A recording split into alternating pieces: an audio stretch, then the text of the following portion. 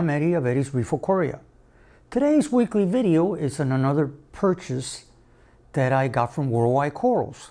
The finger leather that you're seeing here on the upper right hand corner.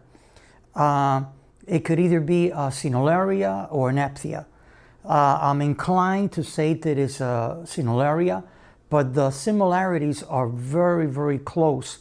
So for now, let's call it simply a finger leather coral.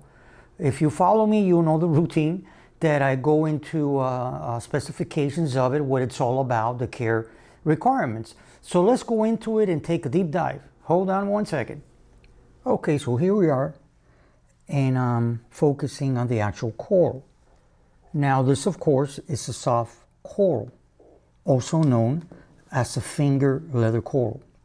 Now, as I mentioned before in the intro, the most common of these corals is either a Sinularia or a Nepthea, neon green leather coral. I'm going to go ahead and I'll put the actual spelling of both names on the video. Now, they do well in a variety of water conditions, including lighting, flow, and of course, water chemistry. Now, both the Sinularia and Nepthea corals are very similar in structure and are very difficult to distinguish between them, as I mentioned before. It's actually on the stalk, the actual fingers that come out, but I mean, you really have to, know very, very much of them to actually distinguish, but they're very, very, extremely, very similar. And what I'm going to talk about when it comes to care requirements, they hold true for all the finger leather corals. So it doesn't matter whether it's a Sinularia or a Nepthea, both are, of course, they're finger leather corals, they're soft corals. And what I'm about to start to talk about them, it holds true again, like I just mentioned on both of them.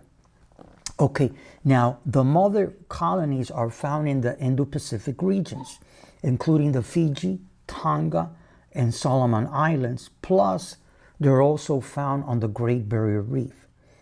They do feed on zooxanthellae, but also may feed on phytoplankton and similarly sized microfauna in the water column. When I mentioned that, of course, if you follow me, you know what I feed all the corals, which is reefroids. I usually feed it like once a week, and that's more than enough for the amount of bioload that I have here in corals, and also because of the water column, the size of the tank. Now, the range of colors of these finger leather corals can be found to include purple, pink, gray, green, like this one, neon green, of course, actually like this one, and yellow, but are normally brown or cream color. They have stalks with tree-like branches, and from those form little branchlets, shall we call them. The branchlets have small otozoid, which is like feeding polyps, which have the ability to retract fully. So if you look at the coral, and I've been observing it, I got it this past Saturday. When you look at the coral, you'll notice that like right now it's elongated, but during the day or when it actually feeds from the water column, you'll see that it'll contract. And then those little, what they call the little polyps, the branchlets, they actually will close up, they'll tight up, and then it opens again all over again. It's like a cycle that they actually do during the whole entire process of the day and during the night. Now, they're known as fast growers, so by knowing this, you need to give them space to grow. And another thing that I thought I mentioned, which I was mentioning before, they do like moderate light and moderate flow. Now, that being said, where I have it now placed, I do not think I'm going to keep it there. I might have to lower it a little bit, or I might keep it there and the stylo, I might move it And before I close the video, I'm going to take a side shot and I'll explain why. Now, when it comes to the water parameters, in other words, the care requirements for this coral, well, the Ca, the calcium, should be between, I'd say, 385 to 450 parts per million. Then the DKH, about 8 to 12. Phosphate, you should keep it close to 0. Now, when it comes to the magnesium, you should have it between 1200 and 1315 parts per million. And right now, as we speak, upon changing salts to the tropic marine, I'm able to keep a mag of about 1350. Before, it was way up there, close to 1500. Now, the temperature, I would say, should be between 68 and 83 degrees Fahrenheit, and the SG should be between 1.023 to 1.025. Now, finally, before I take the side shot and explain why I might have to move it, this coral is considered a hardy coral. And being that said, and being that it's a soft coral, this coral really is a good coral for beginners. Okay, as I promised, this is the side shot.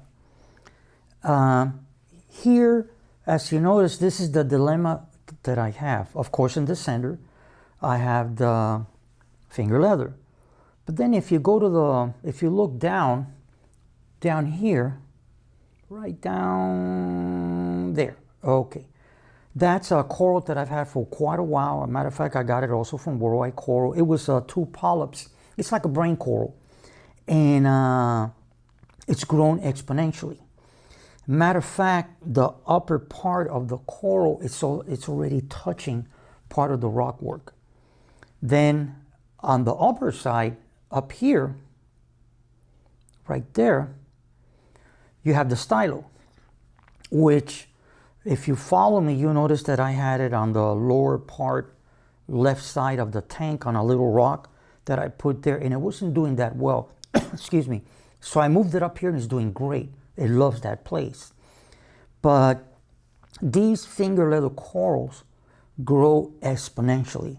They're a fast grower, and as a matter of fact, over at Worldwide Corals, the mother colony, it's humongous. It's on one of the display tanks when you go in on the Winter Park store, which is the one where I purchased this one. On the left-hand side, you're going to see a mixed reef similar to this one, and that coral is humongous. So what I'm trying to say is the little brain coral on the bottom does throw feelers out. If you look back at other videos that I've shot, you can actually see that the feelers are out there. They're humongous. The stylo doesn't, but this finger leather will keep growing and growing. So what I have in mind is I'm going to leave it now where it's at, because, you know, it's acclimating to the lights, although these lights are still low. Matter of fact, I brought them up 5% because the dino and cyano is starting to dissipate with the Brightwell Aquatics Microbacter Clean. So I started to ramp up the lights a little, just 5% per week. But the situation that I have here with this coral is that now, you know, it's acclimating. But once it starts to grow and grow, as a matter of fact, when I got it, it was much smaller than what you're seeing here.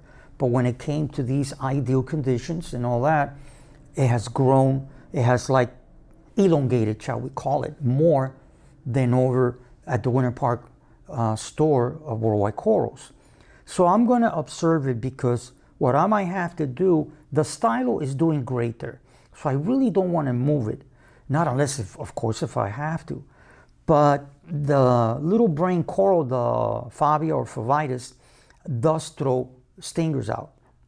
And then, as you must be aware, the finger leather is going to keep growing and growing and throw out more branches.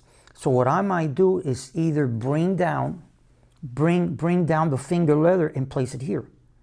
And then this little brain coral, I'll just put it on the substrate. But for now, I'm just going to leave it there. I don't want to touch it too much. So there you have it. I hope you found the video educational, interesting, and fun. Before I close, I thought I'd bring the update on the cyanobacteria. It is getting better. I'm feeding it daily.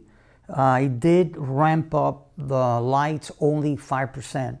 What they recommend is when you want to raise your lights, it doesn't have to do with cyano or dino that I had to bring them down to 4%.